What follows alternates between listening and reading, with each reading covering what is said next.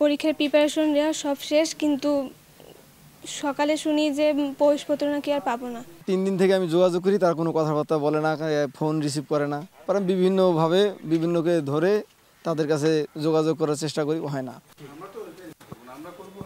তাসলিম তাবাচ্ছুম আফরিন প্রবেশপত্র না পাওয়ায় অংশ নিতে পারলেন না এইচএসসি পরীক্ষায়।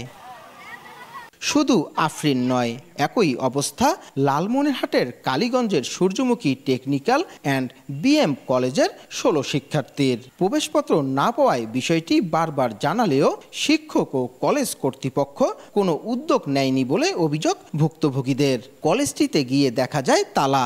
যারা যারা ফর্ম ফিল আপ করছে আর যারা যারা করে নাই, তারা মনে করেন যে নামগুলো আছে ওই নামগুলো ডিলিট করতে গিয়ে, মানে যারা যারা ফর্ম ফিল আপ করে নাই ওদের নাম ডিলিট করতে গিয়ে আমাদের নাম সহ নাকি সব ডিলিট করে দিছে, একদম সবগুলো অল ডিলিট হয়ে গেছে।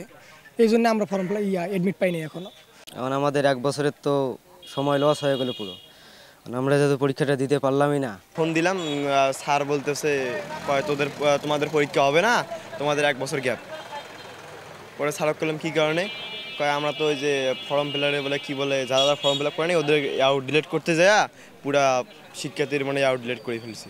আমাদের তো কোনো দোষ নাই যে আমরা কোনো কিছু করছি যার জন্য, স্যারদের ভুলের জন্য আমরা এখন পরীক্ষা দিতে পারলাম না।